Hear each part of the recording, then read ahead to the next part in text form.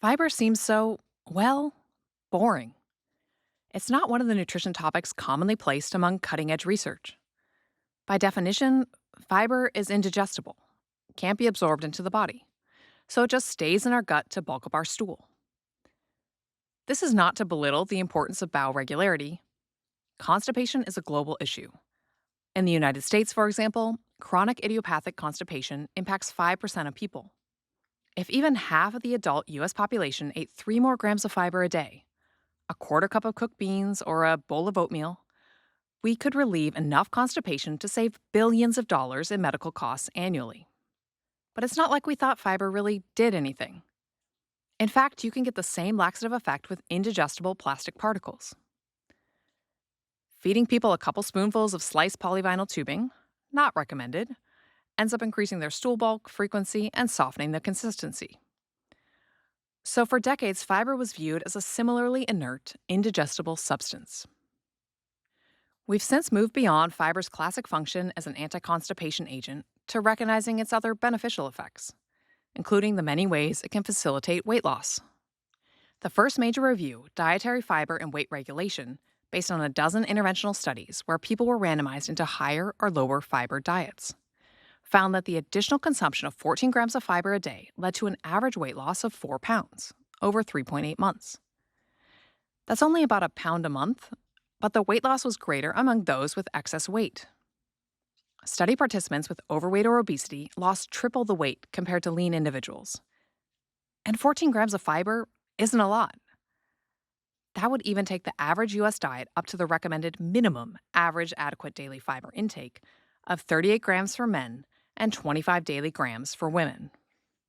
The increased fiber intake appeared to lead to about a 10% drop in daily calorie intake.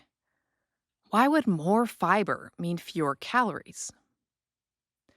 Well, conventionally, fiber is considered to have 0 calories, so it adds bulk to food without adding extra calories, resulting in a lower energy-to-weight ratio in the food.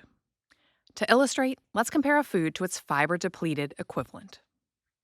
Consider a bottle of cold-pressed apple juice. That's basically just an apple with its fiber removed. You could drink a regular bottle of juice, about 15 ounces, in a matter of seconds.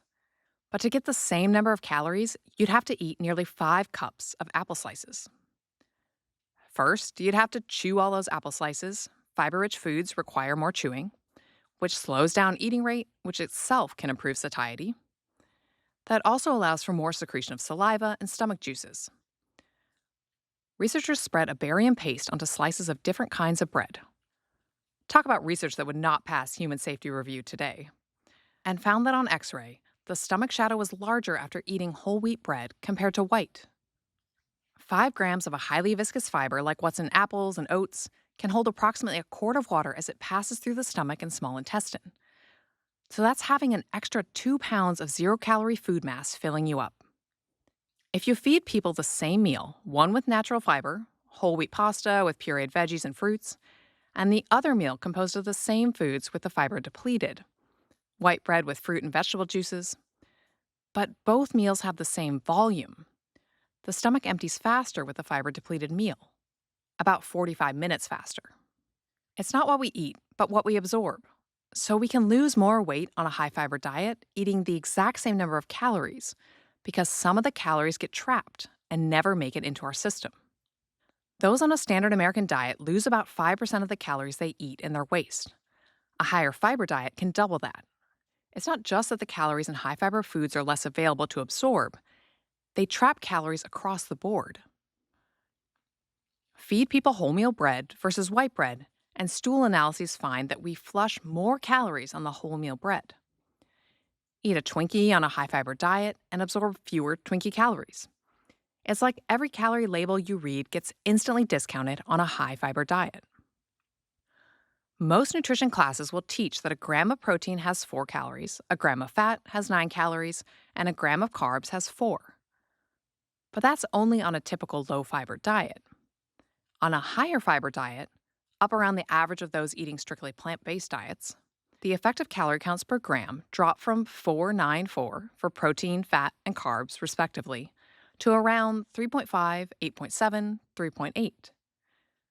That may not seem like a lot, but if Americans just reach the minimum recommended fiber intake, that might decrease calorie absorption by more than 100 calories a day. That may be enough to prevent that average gradual annual weight gain most experience through middle age. Even a small change in daily calorie absorption could have long term significance for weight management.